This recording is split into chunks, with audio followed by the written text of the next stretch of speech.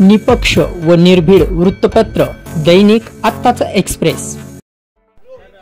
पक्षातल्या नेत्यांची बैठक घेतली तुम्ही। खरं तर 1 मेचा कार्यक्रम पक्षाकडनं मोठ्या जल्लोषात साजरा केला जाणार आहे महाराष्ट्र दिवस।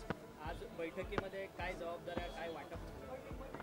गौरवशाली महाराष्ट्राचा 65वा वर्धापन दिन वरळीच्या जांभोरी मैदानावरती महाराष्ट्र महोत्सव म्हणून आम्ही राष्ट्रवादी काँग्रेस पक्षाच्या वतीने मोठ्या उत्साहामध्ये साजरा करणार आहोत। संयुक्त महाराष्ट्राची चळवळ 106 हुतात्म्यांचं झालेलं बलिदान, स्वर्गीय चव्हाण साहेबांनी महाराष्ट्राचा आणलेला मंगल कलश आणि छत्रपती शिवरायांचा महाराष्ट्र, जिजाऊंचा महाराष्ट्र, छत्रपती संभाजीराजांचा महाराष्ट्र, त्याचबरोबर ती शाहू फुले आंबेडकरांचा महाराष्ट्र ही महाराष्ट्राची ओळख आहे। पण सर्वदूर क्षेत्रामध्ये महाराष्ट्राने जी काही नेतृत्वपद पद्धतीची प्रगती केलेली आहे त्याचासुद्धा एक इतिहास मांडण्याचा प्रयत्न राष्ट्रवादी काँग्रेस पक्षाच्या माध्यमातून आम्ही त्या ठिकाणी करतो आहोत।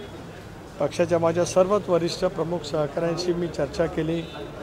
वेगवेगळ्या क्षेत्रामध्ये मान्यवर जे काही काम करतात त्यांच्याजवळसुद्धा आम्ही संपर्क त्या ठिकाणी करतो आहोत, त्यांच्याही भावना जाणून घेण्याचा प्रयत्न करतो आहोत आणि पुढच्या 5-6 दिवसामध्ये एकदा त्याची रूपरेषा तयार झाली की आपल्यामार्फत महाराष्ट्राच्या जनतेसमोर आम्ही ते मांडणार आहोत।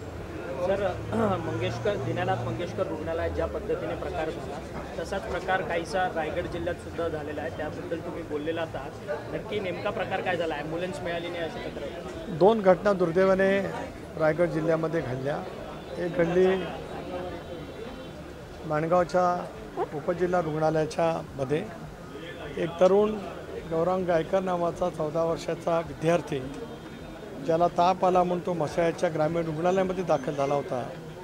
तिथल्या ग्रामीण रुग्णालयाच्या वैद्यकीय अधीक्षकांनी पुढील उपचारासाठी त्याला माणगावच्या उपजिल्हा रुग्णालयामध्ये पाठवलं, पण तिथल्या ड्युटीवरती असलेले वैद्यकीय अधिकारी त्या दिवशी आलेले नव्हते। तिथे असलेल्या वैद्यकीय अधिकाऱ्यांनी त्याची तपासणी केली, फारसं त्याला न सांगता तू परत घरी जा असा त्याला सल्ला त्यालाही दिला, त्याच्यासोबत आलेल्या नातेवाईकांनी दिला। तो रात्री 1:30-2 वाजता आणि दुर्दैवाने सकाळी 8 वाजता पुन्हा एकदा त्याला ताप आला आणि काही क्षणार्धातच त्याचा मृत्यू त्या ठिकाणी झाला। ही अत्यंत हलगर्जीपणा आहे। या सगळ्या घटनेची चौकशी सरकारने केलीच पाहिजे। एका 14 वर्ष विद्यार्थ्यांचा झालेला मृत्यू हा केवळ त्यांच्या पालकापुरता सीमित नाही, तर सडलेल्या आरोग्य यंत्रणेचं ते द्योतक आहे। असं गेले 40 वर्ष त्या जिल्ह्यामध्ये मी काम केलं आहे। अशा माझ्यासारख्या एका जबाबदार लोकप्रतिनिधी जो संसदेमध्ये दुसरा नेतृत्व करतो आहे त्याला ते वाटतं आहे। सरकारने याची ताबडतोब चौकशी केली पाहिजे आणि जे वैद्यकीय अधिकारी जबाबदार असतील त्यांच्यावरती कडक कारवाई झाली पाहिजे। एक बाब दुसरी एक बाब अशी आहे की कार्डियक ॲम्ब्युलन्स आमदार आदिती आमदारांनी स्वतः शिवर्धनच्या उपजिल्हा रुग्णालयामध्ये उपलब्ध करून दिले। कार्डियक ॲम्ब्युलन्सचा पाटा तुटलेला होता, ती कार्डियक ॲम्ब्युलन्स गेले 15 दिवस बंद त्या ठिकाणी आहे। मी काल प्रभारी सिव्हिल सर्जनांशी बोललो, शिवर्धन ग्रामीण रुग्णालयाच्या वैद्यकीय अधीक्षकांशी सुद्धा बोललो आणि हा सुद्धा एक हलगर्जीपणा आहे आणि याचीसुद्धा चौकशी त्या ठिकाणी झाली पाहिजे आणि जे कोण जबाबदार वैद्यकीय अधिकारी असतील त्यांच्यावरती कारवाई केली पाहिजे।